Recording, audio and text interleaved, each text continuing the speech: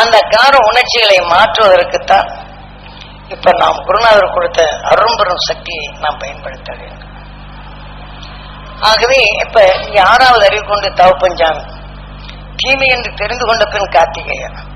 அப்ப தீமையை நீக்க நாம வேக வச்சு பருப்பு காய்கறி உள்ள வேகத்தை எதுவும் முளைக்காம தடைப்படுத்துறோம். அது எல்லாம் சேர்த்து சுவையாக சேர்த்து மகிழ்ச்சி ஊற்றும். அந்த மகிழ்ச்சி என்ற உணர்ச்சியை தோன்றிய பின் நம் உடல் உள்ள அணுக்களுக்கு இந்த மகிழ்ச்சி என்ற நிலைகளை சேர்த்து அந்த உணர்வின் தன்மை தோண்ட செய்து இது வந்துடுது. சில பேருக்கு பாருங்க, அந்த மகிழ்ச்சி என்ற உணர்வும் போது உங்ககிட்ட நோயே இருக்காது, நல்ல பொறுப்பொருன்னு இருப்பாங்க. நீங்க எல்லாம் செல்வமெல்லாம் இருக்கு, கொஞ்சம் வேதனை என்ற உணர்வு ஆனவர் பாருங்க, பத்தெல்லாம் இருப்பாங்க. அப்ப அந்த காக்கும் நிலையும் இல்லை, நல்லதை பார்க்கும் நிலை இல்லை. நல்லது பார்த்தா கூட பாருங்க என்னத்தை செய்து என்ன இருப்போம். அப்ப அந்த பார்வைக்கும் அந்த உணர்வு வருவதில்லை. அப்ப அந்த காட்சியை என்ற நிலையை நாம முழுமையா அடைச்சிடறோம். இதை மாத்தணுமா இல்லையா? ஏன்னா இதை கொண்டு போவதுதான் குருநாதர் என்ன செய்யறாரு, ஒவ்வொரு சந்தர்ப்பத்திலும் ஒவ்வொருதும் மோத வைப்பாரு. ஐயோ அது ஏன் கேட்கறீங்க, இது நல்லதா கெட்டதா பாரு, இது நல்லதுதானே எப்படி நல்லது சொல்றான் பாரு, சரி கெட்டது என்ன கெட்டதுன்னு எப்படி சொல்லுவோம் பாரு, எதுக்கு தப்பிக்கிறதுங்க? இப்படி வினாக்களை எழுப்பி எழுப்பி எழுப்பி எழுப்பி ஒரு மனிதனின் வாழ்க்கையில் தவறே இல்லை என்றாலும் தவறு செய்வனுடைய நிலையில் உணர்வுகள் எப்படி வரும்? அதனால இந்த 6வது அறிவு ஓம் என்ற பிரணவத்தை, அது வந்து என்ன சிவனுக்கு ஓதினான் ஓம் என்ற பிரணவத்தை. இப்ப நினைச்சிடும் தீங்கு என்ற உணர்வு வரப்போகும்போது தீங்கை நீக்கி அந்த துருவ நட்சத்திரத்தை உணர்ச்சியத்தால் அது பிரணமாகும்போது என்ன செய்யுது, அவன் நஞ்சை வென்றவன். ஆனா நமக்குள் தீமை என்ற உணர்வு இது சேர்த்து கொண்ட பின் அதை அடக்கும். இல்லை என்றால் நாம கார்த்திகை என்ற 6வது அறிவு வந்து இதை சீர்படுத்தவில்லை என்றால் அதன் வலு எதுவோ அதன் வழி நாம வேதனை என்ற உணர்வை அறிந்து கொள்கின்றோம். ஆனால் அறிந்து கொண்டாலும் வேதனை உணர்வு வலு ஜாஸ்தி. அப்ப அந்த வேதனை என்ற வலுவை நாம் குறைக்கணுமா இல்லையா? அதுக்குத்தான் ஓம் என்ற பிரணத்தை சிவனுக்கு ஓதினான். யாரு? 6வது. இந்த உடல் என்று விளைந்ததுதான். ஆனா இந்த 6வது அறிவை வைத்துதான் இந்த உடலை நாம் இயக்க வேண்டும். இப்ப நாம் உடலில் வந்த உணர்வின் தன்மைதான் இப்ப நம்மை இயக்குகின்றது. ஆகவே இந்த 6வது அறிவின் தன்மை கொண்டு தீமையை நம்மை இயக்காது, அந்த உணர்வின் ஒளியாக இயக்கும் அந்த 6வது அறிவை நாம் பயன்படுத்த வேண்டும். தெளிவா நான் சிவபுராணத்தில் இதை தெளிவா கொடுக்குறாங்க, கந்தபுராணத்தில் இது தெளிவா கொடுக்குறாங்க. ஆனா படிச்சுட்டோம். ஆனா முருகன் எங்க இருக்கிறான், அப்படி செய்தான் இப்படி செய்தான் அப்படின்னு நினைக்கிறோம். நமக்குள் நடக்கும். நான் கந்த கோட்டத்திற்குள் அமர்ந்துள்ள கந்தவேலே பலவிதமான உணர்வுகள் சேர்த்து இந்த கந்த கோட்டத்திற்குள் அமர்ந்துள்ள கந்தவேலே அப்படின்னு உயிரை பற்றி ராமலிங்கடிகள் பாடுறாரு. தான் சரகண பவா குகா கந்தா கடம்பா கார்த்திகேயா. ஆகவே பலவற்றை நாம் அறிந்து கொண்டாலும் அதை தெரிந்து கொண்டு அதற்கு தெளியாக ஒளியாக மாற்றும் திறன் பெற்றவர் தான் கார்த்திகேயா. இதைத்தான் ராமலிங்கடிகள் என்ன கந்த கோட்டத்திற்குள் அமர்ந்துள்ள கந்தவேலே அருட்பெரும் ஜோதி நீ தனிப்பெரும் கருணை.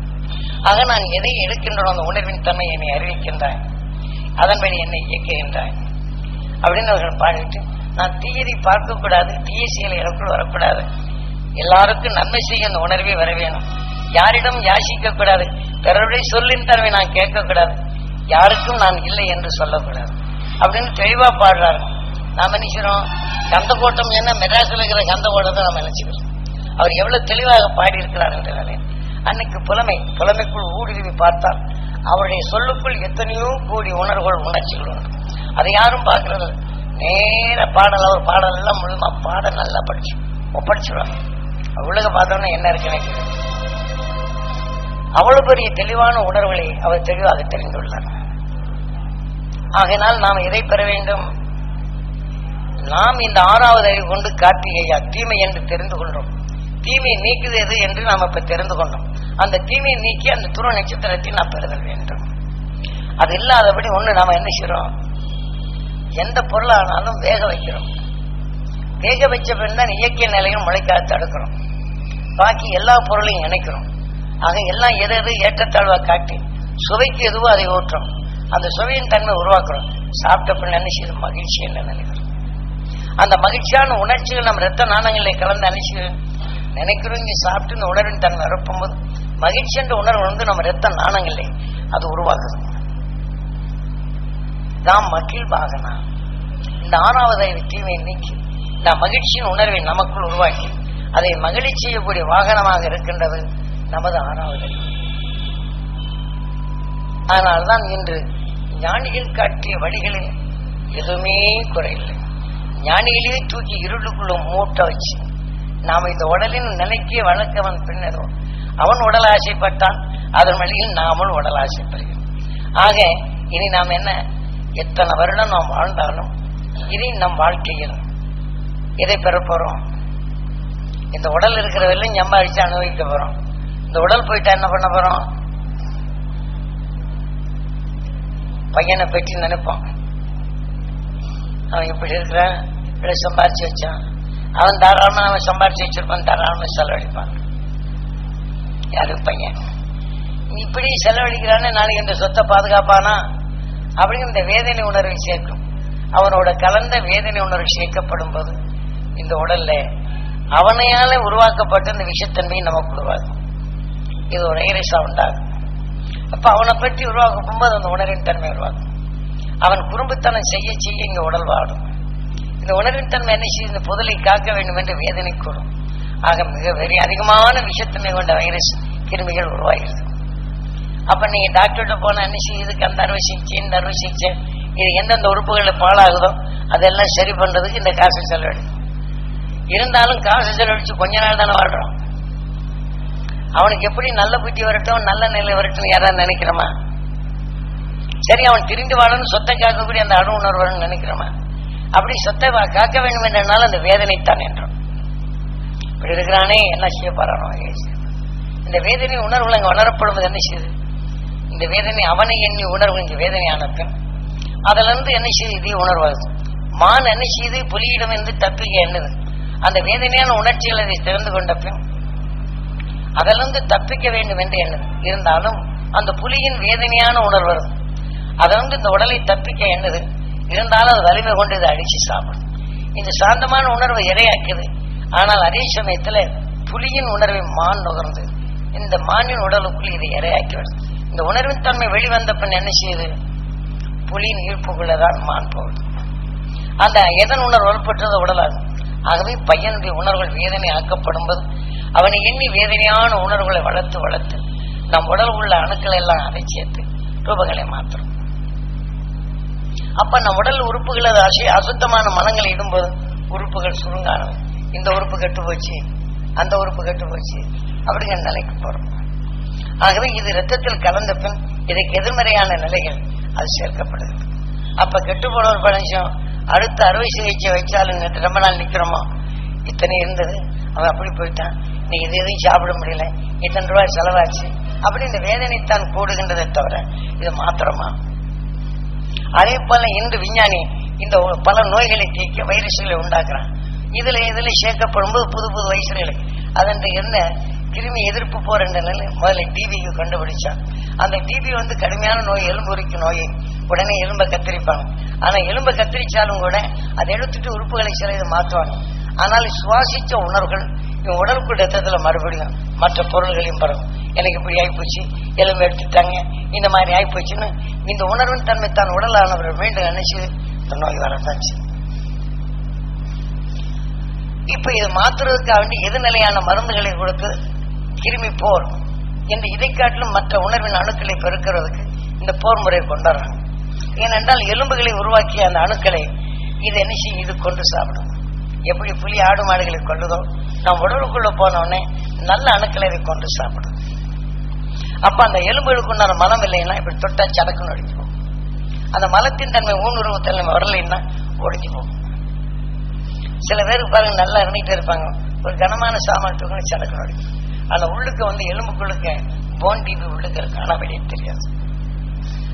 அந்த கிருமிகள் நினைச்சு இந்த ஊனை சாப்பிட்டுட்டு இது சாப்பிட்டுச்சு நினைச்சுது இந்த டிபி அவங்களுடைய நிலைகளும் வலுவான நிலை இழந்த இந்த உணர்வு இறந்த பின் அவங்களுடைய மனித உறவு பெறது ரொம்ப நாள் ஆகும். ஆகவே இதை கண்டுபிடிச்சு இதை என்ன போர்முறை கொண்டு அதை சீர்படுத்தினான். இன்னைக்கு முந்தைய ஒரு காலத்துல டிபி வந்தாச்சுன்னா அதுதான். இப்ப டிபின்னா சாதாரணமான நிலை, அது உடனே மாற்றக்கூடியதான், சீக்கிரம் மாற்றக்கூடிய. சாமியம்மா அப்படிதான் எலும்புலைக்கு போன் டிபி வந்துதான் எல்லாம் சாப்பிட்டுச்சு, எலும்பு கட கட கட கடன்னு ஆட ஆரம்பிச்சிருச்சு. ரெண்டுக்கும் பார்த்தா ஒண்ணுமே இல்லை, அதுக்கப்புறம் ஆட ஆரம்பிச்சிருச்சு. அது என்ன செய்தாங்க, அதுக்கு வேலை எறும்பு போடணும், அது போடணும், இது போடணும்னு நினைச்சாங்க. அது ஆப்ரேஷன் பண்ண என்ன ஆகி போச்சு, ஆப்ரேஷன் பண்ண எடுக்கலைங்க. எது சுவாசம் அதுக்குண்டான நிலைகளை கண்ட்ரோல் பண்ண முடியல. அந்த விஷத்தின் வந்துன்னு ஒன்றும் தெரியல. அது மயக்கம் வருதானே இல்லை. ஆனா அந்த விஷத்தின் தன்மை அதிகமான பின் இது விஷத்தை கொடுத்தானே எது நிலை, அப்ப மயக்கம் தெரியல. பொட்டங்கத்தின் ஹாஸ்பிட்டல்ல போட்டிருக்கிறாங்க. இப்ப என்ன ஆகி போச்சு, இது கடவுள் தானுங்க காப்பாற்றணும்னு சொல்லி போட்டு டாக்டர் சொல்லிட்டாங்க. நடந்த நிகழ்ச்சி. அப்ப நம்ம குருநாதர் என்ன செய்யறாரு, ஏன்னா ஒவ்வொரு சந்தர்ப்பமும் நீங்க தெரிஞ்சுக்கணுமல்ல. அப்ப நம்ம குருநாதர் தான் என்ன செய்யறாரு, பைத்தியத்தனமா இருக்கிறதான் வீட்டுக்கு தூக்கி போச்சுட்டாங்க. பேண்டேஜும் போட்டாங்க. இதோட சரிங்க, கடவுள் காக்க வைக்கிறது 2 இதாகி போச்சு. இது கிருமிகளுடைய நிலைகள் இதா இருக்கு. அதனால சந்தேகம்தான் சொல்லி அனுப்பிச்சிட்டாங்க. வீட்டுக்கு வந்தவொடனே எங்க மாமனார் காதல கேட்டவனே, ஏன் ஒரே பிள்ளைக்கு எப்படி ஆகி போச்சு, ஏன் என்ன மருமகனை ரொம்ப மோசமான ஆள் ஆகி போச்சு, இந்த பிள்ளைகளை என்ன செய்வாங்க, ஏது சொன்னா வயிற்றால போச்சுங்க, அவ்வளவுதான். அந்த அளவுக்கு போயிருக்கணும். அவருக்கு இது தாங்க மாட்டா. இப்படி அஜீர்ணங்க, அதான் அந்த உறுப்புகள் சரியா இயக்கல, வயிற்றால போயிடுச்சு. ஆளை விட்டுங்க. அவருக்கு நோய் இல்லை. ஆனா அதே சமயத்துல பலவீனமான உணர்வுகள் நுகர்ந்த உடனே என்ன செய்யுது, உடனே வயிற்றால ஆயிடுச்சு. எங்க அப்பா அப்படிதான் செத்தாரு. இத்தனை பேருந்து ஒரு இடத்துல நல்ல ஒரு பொண்ணு இருந்தது, எல்லாம் கட்டி கொடுத்து என் ஜாமியார போயிட்டானே. ராஜபாளையத்துக்கு போயிட்டு வர போகும்போது அவர் என்ன செஞ்சது, இப்படி ஆயிட்டானே அப்படின்னு அவர் என்னாரு. அவ்வளவுதாங்க, நம்ம வீட்டை விட்டு போயிட்டு சொல்லிட்டு நான் போய் அப்படியே ஆசீர்வாதம் வாங்கிட்டு போறேன். உங்க ஆசீர்வாதம் வேணுங்க, குருநாதர் தான் சொல்லியிருக்காங்க. என்னன்னு அட பாய்ப்ப இப்படி போறானே அப்படின்னு நான் ஊரை விட்டு கூட வரலைங்க. கொஞ்சம் தூரம் போயிட்டு இருக்க வயிற்றால போய் ஆளை விட்டுங்க. இங்கே சாமி அம்மாவுக்கு இப்படி நான் இப்படி ஆயிட்டேன்னு சொல்லி எங்க அப்பா நினைச்சு போயிட்டு அவரை நான் கண்ணில் கூட பார்க்கலாம் கிடைக்கும். அப்ப எங்க இருக்கிறேன்னு சொல்லிட்டு இதுக்கு போயிருக்கணும். இந்த கரூர் பக்கம் நடந்து போயிட்டு இருக்கிறாங்க. இப்ப நடந்து போயிட்டு இருக்கும்போது அப்பாவுடைய உயிர் போகுது. உயிர் போனது அங்கதான் எனக்கு தெரியப்படுத்து. தெரிஞ்ச உடனே அப்ப என்ன செய்யுது, அவருடைய உணர்வு என் மேல எண்ணி ஆகுதுங்க. அப்ப அவரை எண்ணி என்ன செய்ய, இந்த மாதிரி குருநாதர் சொன்னபடி அந்த சப்தரிஷி மண்டலத்துல என்ன இன்னும் பிரிவில்லா நிலையாடுன்னு இது பண்ணிட்டோங்க. அப்ப பஸ்ஸு கூட எங்க ஏறுறதுன்னு தெரியாதபடி பஸ் ஏறி போகும்போது வேறொரு இடத்துக்கு மாட்டிட்டோம், தெரியல. அப்புறம் அங்கிருந்து பழனிக்கு தண்டபாணி சின்ன பையன் பழனிக்கு வந்தானுங்க. டபுள் தண்ணி என்ன ஆகுதுன்னு இவங்க எல்லாம் அங்க போயிட்டாங்கண்ணா. இவனை தண்டபாணி விட்டுட்டு போயிட்டாங்க. இவனை தூக்கிட்டு போனேன். தூக்கிட்டு ராஜபாளையம் போனோம். காரணம் இதெல்லாம் முன்னறிவிப்பு நாம் தேவை இருந்ததுனால இது அறியும்படி செய்தார். ஆன்மா போனோன்னு இந்த மாதிரி செய்தார். ஆனா அவருக்கு வயிற்றால போனது, இவங்க அப்பாவுக்கு வயிற்றால போனதுதான் காரணம். இதே மாதிரி சில குடும்பத்தில் ரொம்ப சச்சரம் சஞ்சலங்கள் அதிகமானால் இந்த உணர்வு நுகர்ந்தால் என்ன ஆகும், இதே மாதிரி தன் பலவீனமான உறுப்புகள் சரியா இயக்கலைன்னா அது ஒரு செகண்ட்ல ஆள் அவுட் ஆயிடும். இந்த மாதிரி நிறைய பேருக்கு வயிற்றால போச்சுங்க, செத்து போனாருங்க. எனவே டாக்டர்கிட்ட கொண்டு போறதுனால எல்லா உறுப்புகளும் காரணம், எல்லா உறுப்புகளுக்கும் மெயின் இங்கே இந்த டிரான்சாக்சன் செய்யக்கூடிய இடங்கள் அழுத்தம் அதிகமான பின்னாடி செய்யுது. இந்த உணர்வு உறுப்புகள் பலூன் மாதிரி உப்பு போகும். பலூன் மாதிரி உப்பு வச்சு நினைச்சு எல்லா யந்திரங்களும் இயக்காது. அப்ப ஜீனிக்கக்கூடிய சக்தி எல்லாம் போச்சு, படபடா தேய்ச்சி இதுக்குள்ள காற்றாரு. அப்ப இதோடைய உணர்வுகள் உன் தகப்பனார் என்ன நிலைக்கும் இதே நிலை, நீ இந்த மாதிரி நிலைச்ச என்ன நீ நினைத்தார் என்றால் என்ன ஆகும். இதெல்லாம் அனுபவ ரீதியில, இதெல்லாம் ஒவ்வொரு நிலைகளையும் ஒவ்வொரு குடும்பத்திலையும் எப்படி எப்படி நடக்கின்றது, இதுல இருந்து நாம் எப்படி மாறணும், இதெல்லாம் அனுபவ ரீதியில. அப்புறம் இதே மாதிரிதான் அந்த உணர்வின் சக்தி எப்படி இயக்குகின்றது உடல்ல, அப்ப நாம் எதை எண்ணணும். ஆக இந்த உடல்ல நாம் எப்படிதான் காத்தாலும் இப்ப அவங்களை காக்க முடியுதா இல்லை. ஆகவே என்னையில அவர் நினைப்பா இருந்து என்னிடம் அங்க தெரிய போகும்போது நான் அவர் என்ன செஞ்சிட்டேன், அந்த சப்தரிஷி மண்டலத்தை அவரை இணைக்க முடியும். அதே மாதிரி தாயாருக்காவது நான் போய் இருக்கணும்னு நினைச்சேன். அப்புறம் எங்கேயும் சுத்தி இருந்து நான் சத்தியமங்கலத்துல இதுல தாரமங்கலத்துல இருக்காங்க. தாரமங்கலத்திலிருந்து நானும் கருசாமி இவங்க எல்லாம் போயிருந்தோம். போய் பார்த்து வந்தோன்னா ஏதாவது தகவல் கொடுங்க, தாரமங்கலம் ப்ரோக்ராம் போட்டு போயிருக்கோம். அப்ப அந்த தாரமங்கலத்துல ப்ரோக்ராம் போட்டு தியானம் திறந்துகிட்டு இருக்கிறோம். இதே சமயத்துல தியானத்தில் இருக்கும்போது அம்மாவுடைய ஆன்மா பிரியுது. அப்ப பிரிஞ்ச உடனே இவங்களுக்கு அங்கிருந்து போன் சேலத்துல இருந்து அங்க இருந்து தாரமங்கலத்துல இந்த மாதிரி அம்மா ஆன்மா பிரிஞ்சிருச்சா சொல்லி இங்க போனோம். ஏன்னா அந்த ஆன்மா அப்ப நினைச்சிடும் அம்மாவுடைய ஆன்மா உடனே நம்மளுக்கு தெரிஞ்ச, எனக்கு கூட தெரியல அது தியானத்துல இருக்க இந்த மாதிரி போகுதுங்க, இந்த மாதிரி ஆன்மா போகுதுங்க அப்படின்னு. நான் இவங்களுக்கு சொல்லிக் கொடுக்குற நிலையில இருக்கிறேன். ஆனா அவங்க நினைச்சது இந்த மாதிரி ஆன்மா போகுதுங்க, சப்தரிஷி மண்டலம் போகுதுங்க அப்படின்னு அம்மாட்ட சொல்லிட்டு இருந்தது. அதையும் எண்ணி ஆன்மா போகுது. அப்போ இவங்க நினைச்சது எல்லாம் சொன்னாங்க தாரமங்கலத்துல. அப்புறம் பார்க்கும்போது அம்மா அப்புறம் அம்மான்னு சொன்னோன்னு அப்புறம் எடுத்துட்டு உடனடியாக அது வின்செலுத்திட்டு அப்புறம் வந்தேன். காரணம், மனிதனான நாம் மூதாதைகளை முதல்ல வின்செலுத்தி பழகணும். நம்ம தாய் தந்தைக்கு நம்ம தலையா கடமையா இருந்துக்கணும். எப்போது இந்த உடலை விட்டு பிரிந்து செல்லுதோ அப்ப நம்ம அழுது பழகக்கூடாது. ஆக இவ்வளவு காலம் கஷ்டப்பட்டங்க, இனி உங்களுடைய வாழ்க்கையில் இனி உடல்பெறா நிலையும் ஒளியின் சரீரமாக நிலை கொண்டு அந்த துரு நட்சத்திரத்தின் ஈர்ப்பு வட்டத்தில் வாழ்ந்து நீங்கள் பிறவியில்லா நிலை அடைதல் வேண்டும் என்று அவங்களுக்கு கடைசி நிலை செய்கிறேன். ஏன்னா மனிதனான பின் பிறவியில்லா நிலை இவன் கார்த்திகேயா தெரிந்து கொண்டவன். ஆனால் இதை மாற்றுதல் வேண்டும். இன்னைக்கு விஞ்ஞானிகள் என்ன செய்யறாங்க, ஒவ்வொரு நோய்க்கும் ஒவ்வொரு விதமான கிருமி போர்களை கொடுக்குறாங்க. அப்ப அந்த கிருமி போர்களை மற்ற ஒரு நோய் உண்டாயிருச்சுன்னா அதை காட்டிலும் வலுவான மருந்துகள் மூலம் பல கிருமிகளை உண்டாக்குறாங்க. முதல்ல டிபிக்கு கண்டுபிடிச்சாங்க, இப்ப கேன்சருக்கும் கண்டுபிடிக்கிறாங்க.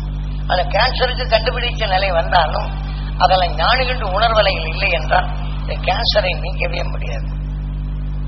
ஆகவே இவங்க மருந்தால முடியாது. ஏனென்றால் அது மிகவும் கடுமையான விஷத்தன்மை வாய்ந்தது. ஆனா நீங்க அறுவை சிகிச்சை மூலம் நீக்கலாம். அதனுடைய விழுதுகள் வேறொரு பக்கம் ஒட்டியிருந்தா இந்த இதை அறுத்து எடுத்துடலாம். ஆனா அந்த விழுதுகள் இன்னொரு பக்கம் பண்ண ஓடி ஏன்னா அப்படி அறுத்து எடுத்து ஆபரேஷன் பண்ணாலும் இன்னும் கொஞ்ச நாள் வேணா வாழலாம். ஆனால் அதனுடைய தொடர்புல வாழ முடியாது. ஆக இதே போல நாம் எத்தனை இணைந்தாலும் இதுக்குண்டான மருந்துகளை கொடுத்து கொடுத்து கொடுத்து புது புது கிருமிகளை உண்டாக்குறான். அப்ப அந்த கிருமிகளுடைய போர்களை நடத்தி செய்து இன்னைக்கு அதன் வழிகள் தான் விஞ்ஞானிகள் ஒன்றுடன் ஒன்று இணைக்க செய்து ஏற்கனவே சில நோய்களை மாற்றுவதற்காக சில, அதாவது குரங்கு மூளை, அதாவது நீடித்த நாள் வாழும் மிருகங்களுடைய மூளைகள், இதுல இருந்து சிறுக சிறுக எடுத்து புது செல்லுகளை உருவாக்குறான். அந்த சிறு செல்லுகளை உருவாக்கப்பட்டு அதை உடலாக்கி அதை அமிலமாக மாற்றுறான். அந்த அமிலமாக மாற்றி மீண்டும் ரத்தத்துல கலக்கிறான். இந்த ரத்தத்தில் கலந்தவுடனே அந்த உணரின் தன்மை அணுசெல்லுகளாக மாறும். மாற்றப்படும் போது இந்த மனித உடலை இது சேர்க்கப்பட்டு அந்த உறுப்புகளின் உணர்வுகளை சேர்க்கிறான். ஏன்னா எல்லா உறுப்புகளிலிருந்து சேர்க்கப்பட்ட உணர்வு உறுப்புகள் மாறுபடாதபடி இந்த செல்லுகள் இருக்கக்கூடிய அணுக்களை உருவாக்கப்படும் போது நீடித்த நாள் வாழலாம் அப்படிங்கிறது தான் இந்த விஞ்ஞானி கணிப்பு வச்சு இப்படி ஒரு மனிதன் 1500 ஆண்டு வாழலாம் சொல்றவங்களுக்கு. நாங்கள் 1500 ஆண்டு வாழலாம் என்று இப்படி கிருமிகளை அது வைரஸ்களை மாற்றி மாற்றி அதன் உலகளை எடுத்து எப்படி காளான்ல இருந்து வைரஸ்கள் உருவாக்கப்பட்டு அதுல பலவிதமான நிலைகள் இந்த வைரஸ்களின் காளான்கள்ல அது உருவாகும் அணுக்களுக்கு இவன் கெமிக்கல் கலந்த உணர்வு கொடுத்து இந்த வைரஸை மாற்றுறான். இந்த வைரஸத்தை அணுவின் தன்மை ஆன பிற்பாடு அதை கொல்றாங்க. கொன்ற பிற்பாடு நினைச்சு அதுல இருந்து ரசத்தை எடுக்கிறாங்க. மறுபடியும் உயிரின் இயற்கை சக்திக்குள் வந்த பின் இதை தெரியாதா இந்த உடலுக்குள் ஆன பின் அதே அணுவின் தன்மை உருவாக்கி அதனுடைய மலங்களை உருவாக்கும் தன்மை கொண்டாடுறாங்க. ஏன்னா விஞ்ஞானிகள் இப்ப டாக்டர்கள் எல்லாம் பெருமகிழ்ச்சி தெரியாது. இதை போட்டால் இதை செய்யலாம்னு வேணா தெரியலாம். அதுக்கு எதுனால ஒரு டோஸ் மாறி போச்சுன்னா அவங்களும் கத்துக்கொண்டு வந்தவங்க தான். அதனால இது ஒரு டோஸ் மாறி போச்சுன்னா அது என்ன செய்ய தலைவீதின்னு போயிடுவாங்க. இந்த மாதிரி அந்த டாக்டருக்கு இது தெரியாது. எது கொடுத்தாலும் இந்த நாள்ல இந்த நோய்கள் மாறும். ஆனால் இதற்கு எதிர்மறையான இவங்க கொடுக்கக்கூடிய மருந்துக்கு எதிர்நிலையான நிலைகள் அடுத்த அணுகள் ஆகிவிட்டால் அது மற்றொரு நிலையை மாற்றும். அது மற்றொரு நிலையை மாற்றிக்கொண்டோம். ஆகினால் இது வாழ இதற்கு ஒரு மருந்து அதற்கு ஒரு மருந்து என்ன நிலை இப்படி கண்டுபிடித்த அந்த ஆராய்ச்சியின் தன்மை வளர்ச்சி வந்த பின் அதன் வழிகளில் இன்று 1500 ஆண்டு வாழலாம். ஏன்னா அணு செல்களின் படலங்கள் அவருடைய மனங்களாக போகும்போது படலங்கள் சுருளைப்போல் ஆகின்றது. அந்த சுருளைப்போல் ஆன பின் அதனுடைய உணர்வுகள் எப்படி மாற்றுகிறது, அது கரைந்து மற்றதோடு சேர்க்கப்படும் போது அந்த உறுப்புகளின் அணுக்களை எப்படி மாற்றுகின்ற நிலையை இன்று விஞ்ஞானிகள் கண்டுகொள்கிறார்கள் சொல்றதற்கு. அதனால இது 1500 வாழலாம் என்று நிர்ணயிக்கிறான். ஆனால் அதே சமயத்தில் இந்த நிர்ணயித்த நிலைகள் கொண்டு அவன் வாழ்க்கையில் பிரிது கடும் நோயாளியின் உணர்வை இவன் நுகர நேர்ந்தால் இதற்கும் போர் முறை வரும். ஆக மனிதனுக்குள் மனிதன் வாழ்ந்த நிலைகளும் இப்ப விபரீத விபத்துகள் வருது என்றாலும் காதலை கேட்காம இருக்க முடியும். இப்ப 1500 ஆண்டு வாழ்ந்தாலும் அவனுடைய தந்ததிகள் பிதர்கள் எல்லாம் பெறும்.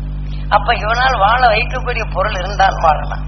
ஆக பொருள் பத்தாமை போயிட்டால் இவனை பாதுகாக்கும் தன்மை பொருளுக்காக வெளிதான் பாதுகாப்பான். இவனுடைய பொருள் இருந்தால் இவன் கொண்டு போட்டு பொருளை எடுத்துட்டு போறதான் பார்ப்பான். ஆனா இவனை பார்க்க முடிகின்றதா? ஆக இந்த உடல் இச்சைகளையும் பல காலம் வாழ முடியாது. விஞ்ஞானியர் உண்டு இந்த உடலில் வர முடியாது. இதே போலதான் நன்று மெய்ஞானிகள் என்ற நிலைகள் அடைய வேண்டும் என்றது மதத்தின் அடிப்படையில். நாம் இதை ஜெபித்துக் கொண்டு இருந்தால் ஒன்றவே ஜெபித்துக் கொண்டிருந்தால் இறைவன் அடையலாம் என்ற நிலைகள் சிவத்தத்துவத்தில் எடுத்துவிட்டால் அவனுடைய நிலைகள் என்ன? ஓம் நமச்சிவாய ஓம் நமச்சிவாய் என்று தொடர்ந்து அந்த உணர்வின் தன்மையை அந்த உணர்வு ஏற்கப்படும் போது இந்த உடல் எப்படி இருந்ததோ இந்த உணர்வின் இயக்கத்தின் தொடர்பு கொண்டு தன் உடல் உள்ள அணுக்களை இயக்க தன்னுடன் இணைந்து கற்றுக்கொள்ளுகின்றான். அப்ப அந்த உணர்வின் தன்மை ஒளி கற்றைகள் நீங்கள் மூடிவிட்டாலும் இதையும் உணர்வுகள் நுகரப்பட்டு இதை வெப்ப துணி கொண்டு இந்த உடலை அது இயங்கிக் கொண்டிருக்கும். ஆக அந்த உணர்வுகள் எதுவோ கடைசி நிமிடம் இந்த உணர்வுகள் எல்லாவற்றிலும் இந்த உயிரை போலவே இந்த உணர்வில் அடங்கிவிடும். அப்ப ஓம் நமச்சிவாய ஓம் நமச்சிவாய ஒளியின் உணர்வுகள் மீண்டும் அது வந்து கொண்டிருக்கும். ஆகவே அதன் இயக்கமாக மாற்றிவிடும். இந்த உணர்வின் ஒளி அதிர்களை தன் உடலுள்ள அணுக்கள் காணப்பின் இந்த உடல் இருக்கும், இந்த ரசங்கள் குன்றும், உடல் நிறையும், உணர்வு ஒன்றுக்குள்ளே இருக்கும் என்ற நிலை. ஏனென்றால் இது எப்படி இருக்கிறது என்று காட்டுவதற்கு தான் இமயமலை சாரலில் 2-3 இடங்களுக்கு அது காட்டினார். முதல்ல ஒரு மரத்துக்கடியிலிருந்து அது வெளிவரும் நிலையும் அது கரைக்க செய்து ஒரு பெரிய வெள்ளம். நான் ஏற்கனவே சொல்லியிருப்பேன். ஆனால் கரைந்து வரப்போது பார்க்கப்படும்போது அந்த ஓம் நமச்சிவாய் என்ற உடலுக்குள்ளே தான் சிறைப்பட்டுள்ளார். ஆனால் அதுக்கு மேலே தெரியாது. ஆக உடலின் உணர்வுக்கு இங்கே செல்லுகின்றார். அதன் உணர்வின் தன்மை தனக்குள் வரப்படும் போது இப்ப கரைத்த பின் வேறு வழி இல்லை.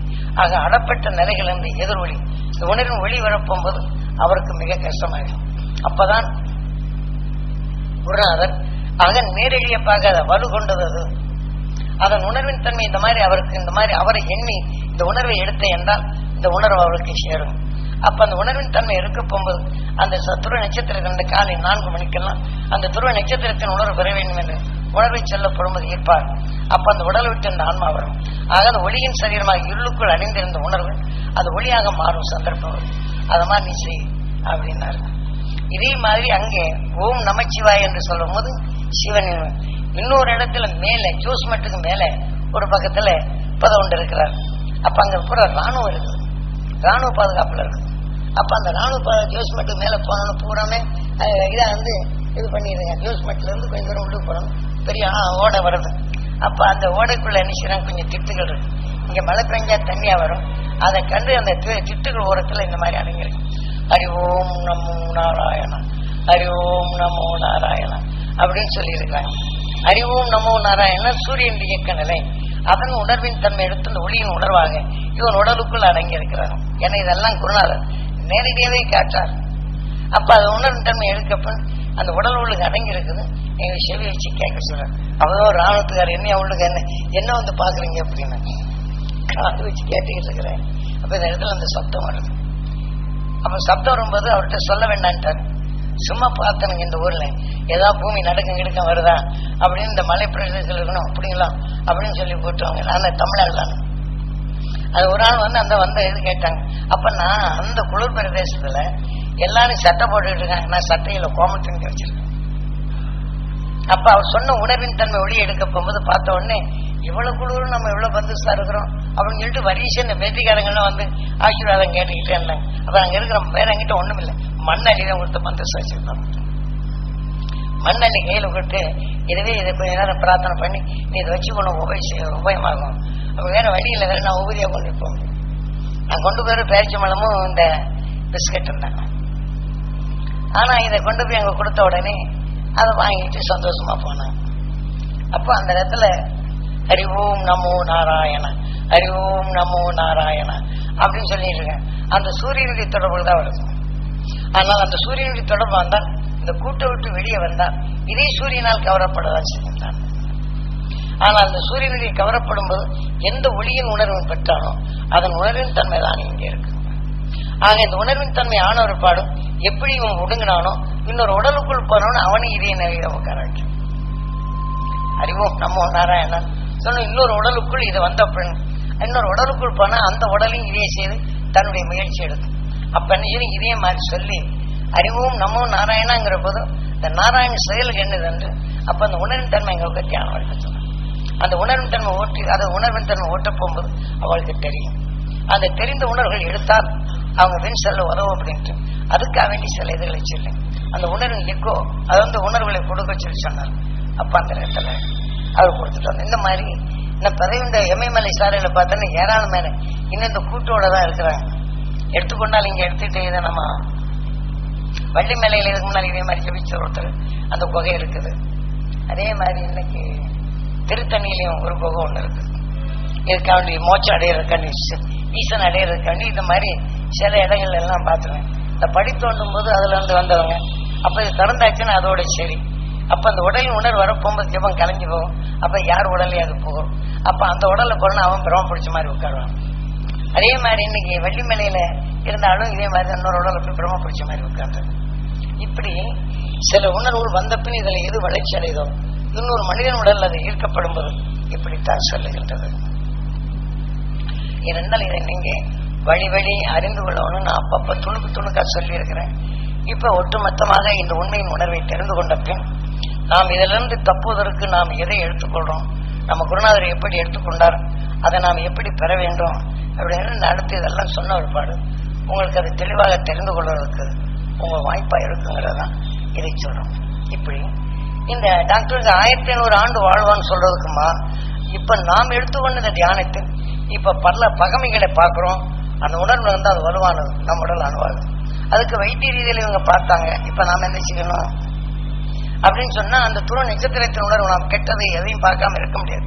கெட்டதை பார்த்து விட்டோம், தீவின் நிலையை பார்த்து விட்டோம், அது தவறான நிலையில் நடப்பதை பார்த்து விட்டோம், அது நமக்கு தவறு என்ற நிலையை எதிர்பார்க்கிறோம். ஏன்னா அதுல இருந்து உடைச்சுன்னு நாம் அறிந்தாலும் அதன் உணர்வு நம் ரத்தத்தில் கலந்த அதன் உணர்வின் கருத்தன்மை சேமிப்பும் கிணங்காக போயிடும். இப்ப எப்படி ரத்த தானங்கள் இருக்கிறதே, ரத்த தானம் உள்ள அணுக்கள் இறந்திராதபடி ஒரு அணுவின் தன்மை வளர்க்கப்பட்டு எப்படி சேமித்து மறுபடியும் அணுவை உருவாக்குறானோ விஞ்ஞானிகள். இப்போ ஒரு சேமிப்பு இருந்து கண்ணை எடுத்துறாங்க, அவங்க இயக்க சக்தி என்ன செய்யறாங்க, மறுபடியும் மனிதனோட இயக்கப்படும் போது இது பழுதடையாம இருக்கான்னு பாறையில ஆயுஷ் பெட்டியில வைக்கிறாங்க. மீண்டும் பொருதி இதோட இணைந்த பின் இதோட துடிப்பு கொடுத்தவுடனே அதே உணர்ச்சி இயக்குது. கண்ணுடைய சேமிப்பு நிலையில அதே தான் கொண்டு போறாங்க. இதை போலதான் நாம இந்த உணர்வுகளை எப்படி சேமித்து எடுத்தானோ இதன் உணர்வு வெளிப்படி நாம் மனிதன் இப்போது வாழ்ந்த காலத்தில் இதையெல்லாம் அறிந்து அறிந்து அறிந்து அறிந்து அறிந்து இதை சேமித்து வேணும். இப்ப நமது வாழ்க்கையில் உங்களுக்குள் அந்த துருவ நட்சத்திரத்தின் உணர்வு பதிவாக்கிய பின் உங்களுக்கு அந்த வழிமுறைகளைத்தான் இன்னேறுவேன். எப்போது தீமை என்ற உணர்வு நுகர்கின்றமோ அறிகின்றமோ அறிந்து உள்ளுக்கு போய் விளைந்திடாதும் முதல்ல தடுத்து பழக வேண்டும். அதை காட்டிலும் சக்தி வாய்ந்த உணர்வை சேர்த்து அவன் எப்படி நல்லவன் ஆக வேண்டும் என்று எண்ணுகின்றமோ அந்த உணர்வுகளை நாம் சேர்த்தாக வேண்டும்.